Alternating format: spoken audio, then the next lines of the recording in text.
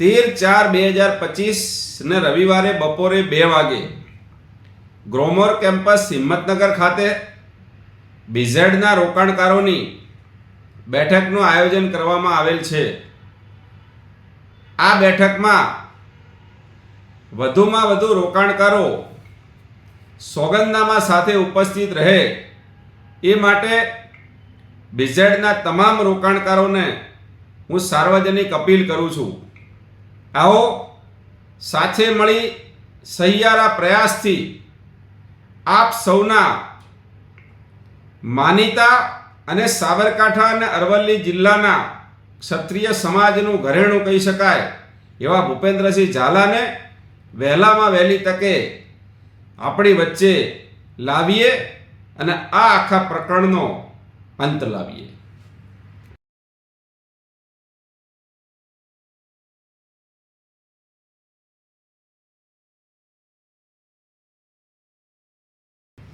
નમસ્તે, હું અતુલ દવે। બીઝેડ અને ભૂપેન્દ્રસિંહ ઝાલા વિરુદ્ધ રાજકીય ષડયંત્રના ભાગરૂપે જે કેસ કરવામાં આવ્યો હતો અને જે હવા ઊભી કરી આના એક સામાન્ય લેવડ દેવડને 6000 કરોડના કૌભાંડ સાથે જોડી અને જે રીતે બીઝેડ કંપની અને ભૂપેન્દ્રસિંહ ઝાલાને બદનામ કરવામાં આવ્યા હતા એ બાબતે આપણા સહિયારા પ્રયત્નોથી ધીરે ધીરે સત્ય બહાર આવી ગયું છે। 6000 કરોડની વાત હવામાં ઉડી ગઈ છે અને મામલો ફક્ત 172 કરોડે આવીને ઊભ્યો છે અને એ પણ બહુ જલ્દી એનું નિરાકરણ થઈ જશે એવું લાગી રહ્યું છે। આ તમામ લોકોને, જે લોકો આ રાજકીય ષડયંત્રની પાછળ જવાબદાર છે, એ તમામ લોકોને યોગ્ય સમયે એમની જ ભાષામાં જવાબ આપીશું। જે લોકોએ ભૂપેન્દ્રસિંહ ઝાલા અને બીઝેડને ખોટી રીતે બદનામ કર્યા છે એ લોકોને પણ એમના કરેલા કર્મો ભોગવવા પડશે। જે લોકોએ નાના રોકાણકારોના ઘરના ચૂલા બંધ કરાવ્યા છે એ લોકોને એમના પાપની સજા મળવાની છે। જે લોકોએ સાબરકાંઠા અને અરવલ્લી જિલ્લામાં નાના નાના લોકોને જે વ્યક્તિ મદદ કરી રહ્યો હતો એ વ્યક્તિને ખોટી રીતે હેરાન કર્યો છે ને બદનામ કર્યો છે ને એ લોકોને પણ એમના કર્મની કુંડળી મુજબ સજા મળવાની છે। પરંતુ આપણે અત્યારે એક જ મિશનથી ચાલવાનું છે। વધુમાં વધુ સોગંદનામા થાય અને વધુમાં વધુ રોકાણકારો મીટિંગમાં ઉપસ્થિત રહે એ સિવાયની કોઈ વાતમાં અત્યારે આપણે પડવાનું નથી। આપણા આ મુહિમને જબરદસ્ત સફળતા મળી છે અને એનું જ પરિણામ છે કે આ બધી જે વાતો કરતા હતા એ લોકોના મોઢા બંધ થઈ ગયા છે। યોગ્ય સમયે તમામને જવાબ આપીશું। અત્યારે આપણું મિશન એક જ હોવું જોઈએ, જેટલા બને એટલા વધુમાં વધુ એફિડેવિટ થાય। 13/4 આપણે મળીશું ત્યારે ઘણી બધી ચર્ચાઓ પણ કરીશું।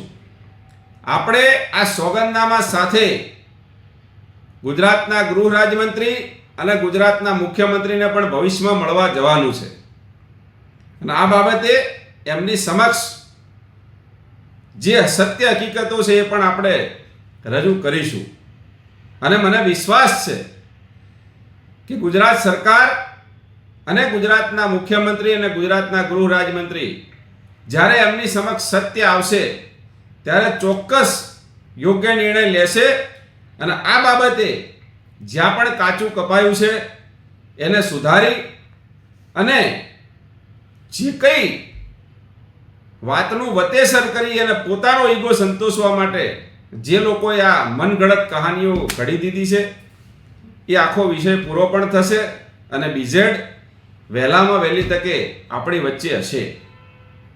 બીજું મિત્રો, ગભરાવાની કોઈ જરૂર નથી, ડરવાની કોઈ જરૂર નથી। આ દેશમાં મોટામાં મોટા ગુનેગારોના સમર્થનમાં પણ સંમેલનો થયા છે. બળાત્કારીઓ અને મર્ડરના કેસોમાં જેને સજા થઈ છે એમના સમર્થનમાં પણ સંમેલનો થયા છે. ભૂપેન્દ્રસિંહ ઝાલા વિરુદ્ધ તો જે કેસ પ્રાથમિક તબક્કે છે, એમને કોર્ટે કોઈ દોષિત જાહેર કર્યા નથી. 6000 કરોડનું કૌભાંડ હવામાં જતું રહ્યું છે. એટલે આખું રાજકીય ષડયંત્ર હતું.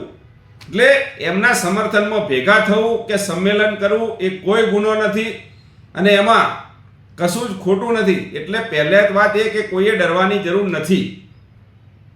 બીજું કે આ ગુજરાતમાં રાજદ્રોહ જેવો ગંભીર કેસ પણ જો પાછો ખેંચી શકાતો હોય તો આ એક લેવડ દેવડનો કેસ જેમાં રોકાણકારોને કોઈ ફરિયાદ નથી, એ કેસ પણ આરામથી પાછો ખેંચી શકાય છે. પણ એના માટેની એક સિસ્ટમ ડેવલપ કરવી પડે. આપણે કહીએ એવું રાતોરાત ન થઈ જાય.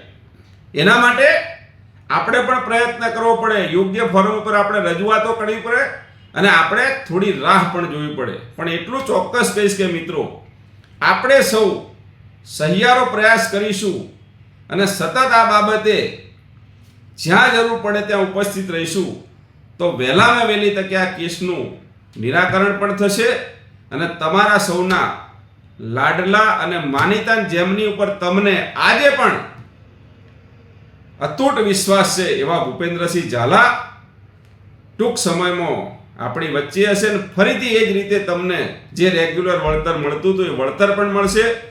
અને જે લોકો આ બધો ષડયંત્રનો ભાગમાં હિસ્સેદાર હતા ને એ લોકોના મોઢા પણ બંધ થશે અને એમને જવાબ પણ આપીશું. બસ એક જ માત્ર, બીજી ત્રીજી વાતમાં પડ્યા વગર કોણ શું કરે છે, કોણ શું બોલે છે, શું સમાચારો આવે છે, બધું ભૂલી ને ફક્ત એક જ લક્ષ્ય રાખો કે વધુમાં વધુ સોગંદનામા થાય અને જ્યારે પણ મીટિંગ હોય ત્યારે વધુમાં વધુ રોકાણકારો ઉપસ્થિત રહે અને જ્યારે ગુજરાતના ગૃહ રાજ્યમંત્રીને મુખ્યમંત્રીને મળવા જવાનું થાય ત્યારે પણ રોકાણકારો એ જ ઉત્સાહથી ભેગા થાય અને સાથે આવે.